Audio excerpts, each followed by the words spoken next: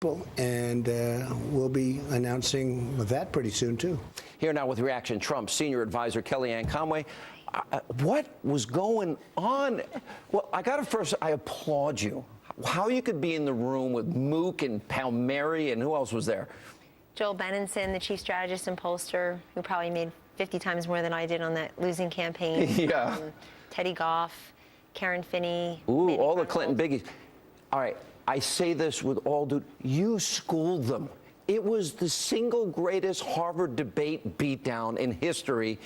I mean, they still seem to not believe what happened. Probably the only way I can get into Harvard, so it's fine. Yeah, probably. You and me both. Anyway, Sean, look, we were talking about the messaging, the mechanics, our digital operation, the way that someone like Dave Bossie and I had looked at the schedule to try to deploy our two greatest assets, Mike Pence and Donald Trump, to different states that were part of her so-called blue wall to try to dip into her 244 electoral vote advantage that she started with. And so it was a perfectly fine conversation. And then they just unloaded. And it just struck me as a complete lack of self-awareness of what just happened 3 weeks ago. And we saw that on display this week with the Democrats. They had a chance to learn from their own election and refused to. They put Nancy Pelosi in there as their leader for another term, a San Francisco wealthy liberal who has lost 60 congressional seats on her watch, who was the Speaker of the House for 4 years and then lost that perch because they just took the country in a very liberal, pro-government direction.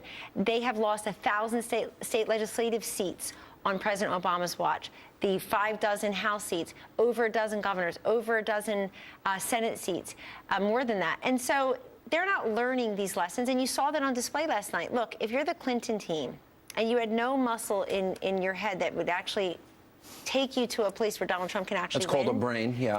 No. The brain is a muscle. These are very smart people. These are very smart people.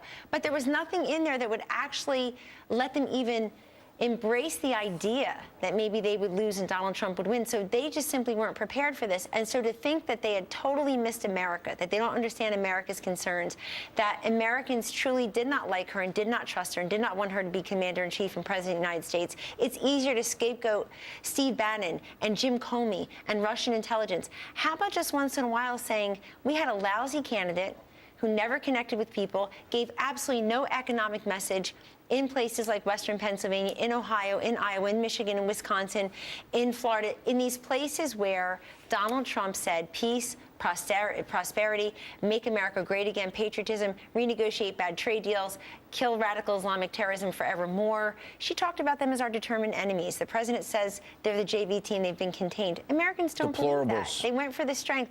That was even somebody earlier in the day admitted that the one part of the undecided, the one time that the undecided voters really started going away from Hillary Clinton was on September 9th when she made that deplorables and irredeemable comment, because then you found out what she really thinks about you. And they said she apologized for that. No, she apologized for getting caught. She did not apologize for the content of the comment. What do you make of CNN? I understand Jeff Zucker was at this event, and apparently people shouted at him a little bit. But I guess the more important question is, if you collude with the Clinton campaign and you feed her questions before a town hall, you ask the DNC for questions against your candidate, Donald Trump, that seems to me that of like a fake news organization. You know, do they deserve a seat in the White House press room? Well, as I said last night in a forum, the biggest piece of fake news in this entire election cycle was that Donald Trump couldn't win. So yeah, that's fake news. That was peddled quite a bit, pretty much on every network and most cable stations. But Jeff Zucker from CNN took the most fire from the Republican presidential campaign managers who did not win. They felt that giving that coverage, basically stem to stern coverage of all of Donald Trump's rallies throughout the primary, had cost their candidates precious airtime. And that was really how they came after him. Others were attacking Jeff Zucker for having some of our spokespeople on there, saying they should not have been allowed on because they weren't telling the truth. When, wow, if you see what some of their paid analysts say day in and day out, I would just remind all your viewers, no one on TV is ever under oath. But look, all this goes to in the same direction, Sean. It's very simple. example. There are people who are part of the permanent campaign. They just can't get over the fact that Donald Trump won. And by the way, it wasn't a squeaker. You know what started this argument yesterday? That Team Clinton going back to the popular vote, And I said, hey, all your graphics and all your fancy packages said road to 270, not road to the popular vote. You ran the same way we ran, and we got 306 of them. Yeah. Donald Trump won 30 of 50 states, 2,600 counties. He flipped over 200 counties that Barack Obama carried in 2012. Donald Trump took in 2016. I mean, this wasn't a squeaker, folks. He wanted to push up the popular vote. He would have been in California, New York, New Jersey, Illinois, yeah, and we would have won anyway. All right, so I guess the most important thing, the only negative thing I hear up to now, number one, people love you when I'm out and about. They really do. And I think you had a very big calming impact on Mr. Trump from what I saw. He's just the best. He's brilliant. He's a master negotiator, a great communicator, natural connector. They tried to portray that there was some kind of divide between you and the president-elect over the issue of Mitt Romney.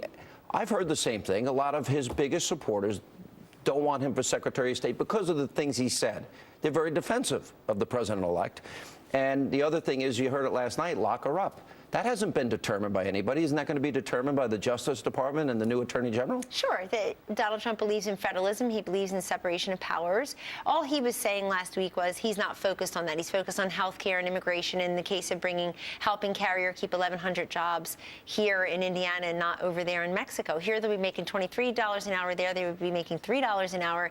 So you see it's a better deal for the American worker, notwithstanding what other people on networks are saying. But look, on this thing about Donald Trump and you read the New York Times article. I saw the tweet, so I saw you right behind him, behind his desk. You wouldn't be there if he was mad at you. I wouldn't be there. And Here's if he my were mad at next me, question. I wouldn't be here. I would resign because I very much believe in him, and I know he's going to be a great president. What will your role support be? Him. Everyone's wondering. It's called the Kellyanne role, apparently, and it's whatever he wants it to be. I think it'll be a combination of a number of things. I can either go inside and be in the West Wing with him if he wants.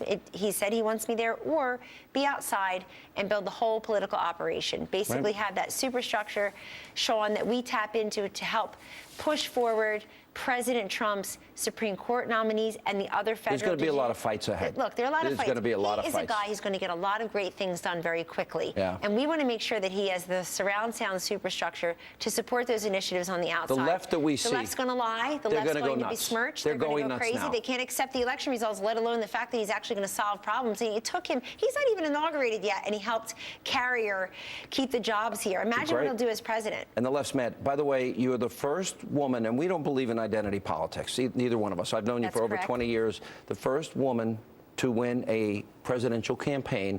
And I thought yesterday was probably one of the more entertaining moments I've seen in the entire campaign.